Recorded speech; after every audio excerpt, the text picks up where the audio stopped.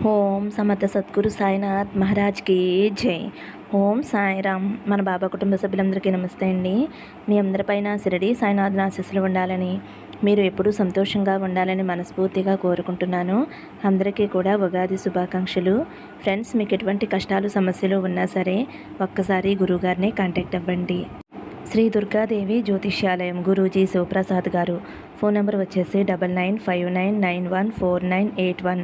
మీ సమస్య ఏదైనా సరే, వ్యాపారం, చదువు, ఉద్యోగం, రాజకీయం, ప్రేమ, పెళ్లి, సంతానం, భార్యాభర్తల మధ్య కలహాలు, కుటుంబ సమస్యలు, ఆరోగ్య సమస్యలు, విదేశీ ప్రయాణం, లక్ష్మీ శాంతి, ప్రమోషన్, ఆర్థిక ఇబ్బందులు, ఇలా ఎటువంటి సమస్యలు ఉన్నా సరే ఆ సమస్యలకు తగిన పూజలు చేసి గురువుగారు 24 గంటల్లో పరిష్కారం చూపిస్తారండి. కాబట్టి ఒక్కసారి నమ్మకంతో గురువుగారికి కాల్ చేయండి. నమ్మితే కనుక అంతా మంచి జరుగుతుందండి. ఇంక ఈరోజు వీడియోలోకి వెళ్ళిపోదాము.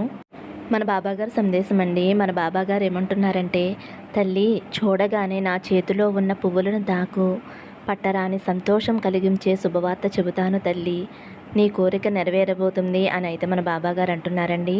ఫ్రెండ్స్, మీరైతే బాబాగారిని స్మరిస్తూ బాబా చేతిలో ఉన్న పువ్వులు తాకండి. మన బాబాగారు ఏం చెప్తున్నారో వినండి ఫ్రెండ్స్.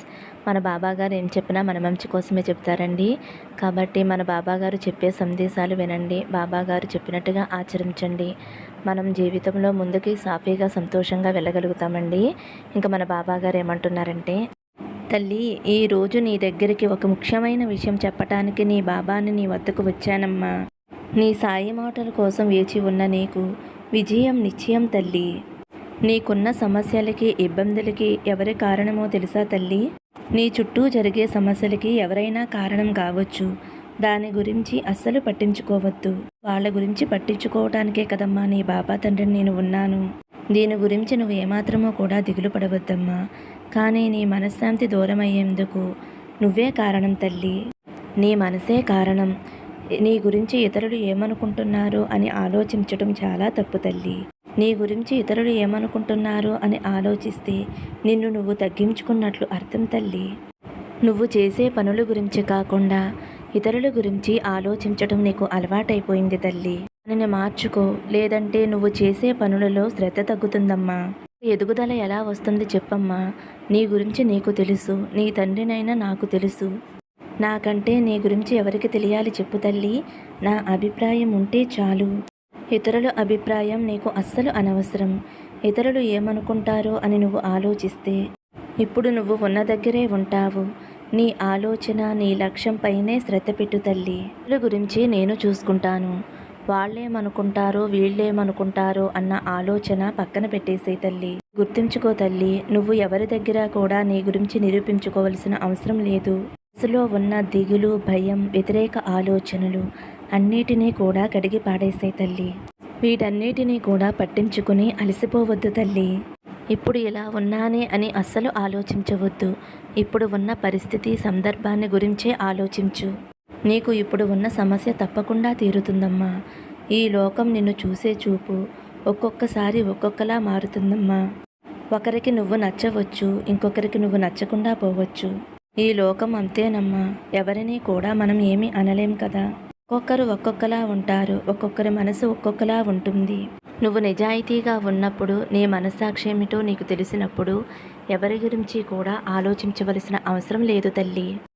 నిన్ను మంచి అన్నా చెడు అన్నా దేని గురించి కూడా పట్టించుకోవద్దు. నీ కూడా మనుషులే కదమ్మా సృష్టిస్తారు. కానీ నువ్వు చేసే వంతుకు ఫలితం ఇవ్వటం అనేది భగవంతుడిదే కదమ్మా. భగవంతుడే నిర్ణయిస్తాడు కదా తల్లి. దానిని మాత్రమే గుర్తుంచుకో. అదే నీ భవిష్యత్తుని తీర్మానిస్తుందమ్మా. కాబట్టి ఎవరి గురించి దేని గురించి ఆలోచించకుండా నీ లక్ష్యం వైపు పరిగెత్తమ్మా. పాజిటివ్ అయిన ఆలోచనలు పెంచుకో. ఇతరులు ఏమనుకుంటారో అని నువ్వు అనుకుంటే నువ్వు జీవించలేవు తల్లి. ఇతరులు నిన్ను ద్వేషిస్తున్నారు అని దిగులు చెందకు. నీ బాబా నిన్ను ప్రేమిస్తున్నారు అని గుర్తుంచుకో తల్లి. ఎవరికి ఎప్పుడు ఏది ఇవ్వాలి అనేది నీ బాబా తండ్రికి బాగా తెలుసు తల్లి. కాబట్టి ఎవరి గురించి కూడా ఆలోచించకు. ఎవరి జీవితం వారు జీవించాలి. నేను నీతో ఉన్నాను కదమ్మా. నా గురించి పూర్తిగా తెలుసుకున్నావు కదా. ఇక దిగులు, భయము ఎందుకమ్మా. నీ లక్ష్యాన్ని సాధించేందుకు శ్రమించు. కసితోటి పనిచేయి తల్లి. నా ఆశీర్వాదం, నా అనుగ్రహం, నా కృప తప్పకుండా నీకు ఉంటాయమ్మా. అలాగే బంధం కోసం ఎంతో పరితపిస్తున్నావు కదమ్మా. బాబా, నా భర్తలో మార్పు రావాలి, నా దగ్గరికి రావాలి అని నన్ను ఎంతగానో అడుగుతున్నావు కదా తల్లి. తప్పకుండా నీ భర్తలో మంచి మార్పు వస్తుందమ్మా.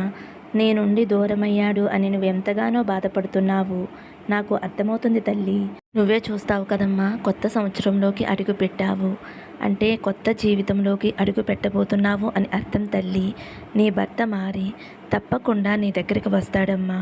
నీ భర్తతో కలిసి నువ్వు అనుకున్నట్లుగానే ఆనందంగా సంతోషంగా ఉంటావు. నిన్ను నీ బిడ్డల్ని నీ భర్త ఎంతో ప్రేమగా చూసుకుంటాడు తల్లి. నీ భర్తలో మార్పు అనేది వచ్చింది. నీ దగ్గరికి రావాలి అని ఆ వ్యక్తి కూడా ఎంతగానో అనుకుంటున్నారు తల్లి.